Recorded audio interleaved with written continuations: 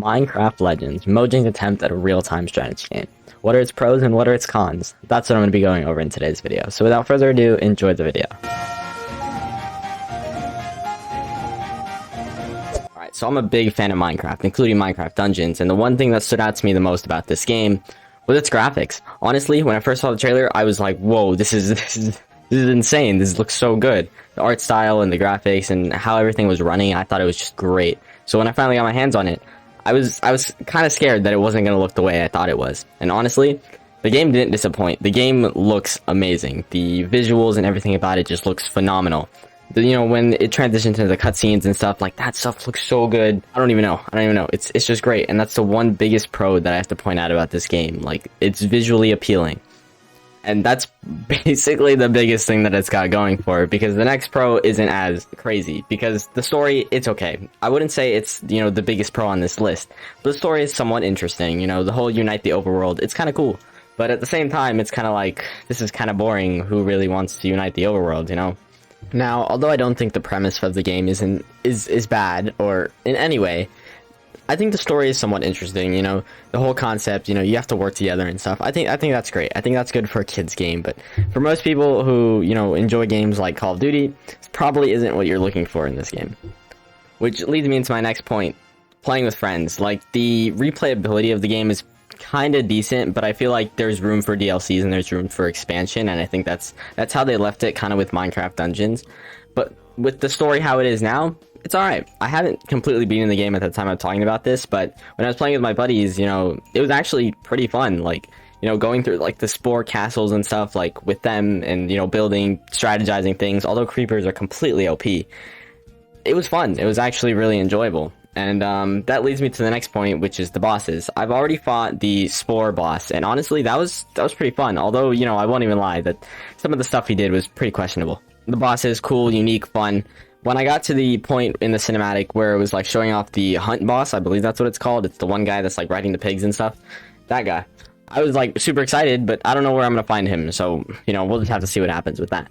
But the bosses seem unique, they seem interesting, and it seems like there's a lot of stuff going on in relation to the bosses, so I feel like I could see more of that, you know, coming from the game in the future. So one of the biggest cons that I have to point out about this game is the AI. These freaking the troops, they're so dumb. Like, I don't understand what their problem is. They just walk off the bridges and then just assume it's okay.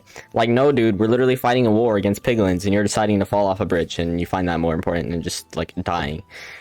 It's not great. It's not great. It definitely makes, like, playing the game, like, solo a lot harder than it would usually be.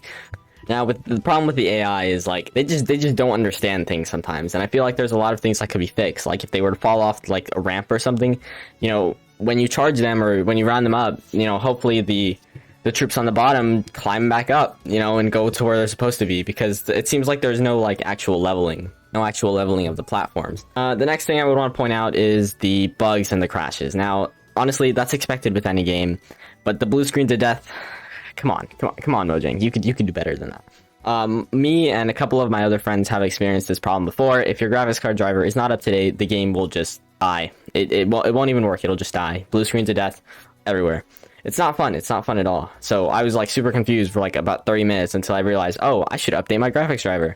And then, yeah, we kind of went from there. After that, it was running fine, but that was something I wanted to point out for most people. Although it's not really the biggest con, I feel like it could be, you know, something that could be a little bit more emphasized, that you should keep your graphics driver up to date if you plan on playing the game. Alright, now for another con on the game. Now, the game isn't bad in terms of the graphics, right? I said the graphics are great, but the cutscenes are really poorly timed. You know, on the harder modes, when there's tons of piglins and tons of swarms, the cutscenes will just play, like, just you know, the portal plays, you know, like how it breaks, and then there's still going to be piglins attacking you and your troops. So even after the cutscene plays, you're still, or like during the cutscene playing, you're still being attacked. You know, there's still stuff going on. It's just the cutscene takes up your entire screen, so you can't tell what's going on.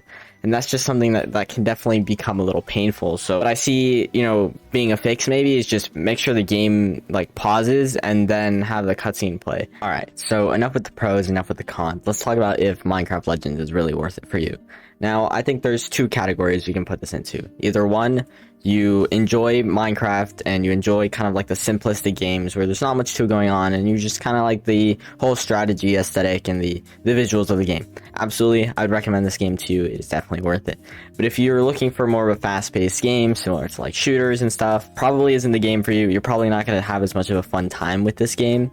But I definitely still think it might be worth your while if the game goes on sale or something. I definitely think, you know, it's something you should definitely go ahead and check out. Now, I'm going to have to give it to the game reviewers. The 7 out of 10, you know, rating for the game, I can agree with it. You know, I don't think it's inherently wrong to give it the 7 out of 10 for the price and for everything that it offers. I believe that the 7 out of 10 rating is definitely something that is true. Now, as a final overview, I guess you could say, Minecraft Legends, great game. The visuals and everything stunning. Definitely, you know, fun to play with friends. AI and you know, some of the like glitchier bugs and stuff, you know, that stuff isn't as great, but it's definitely something that could be worked on, as well as, you know, expanding the story and expanding the world of Minecraft Legends. It's definitely an interesting game, and I definitely think it's something you should check out. And I think I'm gonna leave it at that, though. Thank you guys for watching. Make sure to join the Discord. Leave your opinions on the game in the comment section as well. And yeah, see you guys in the next one. Peace out. Like and subscribe.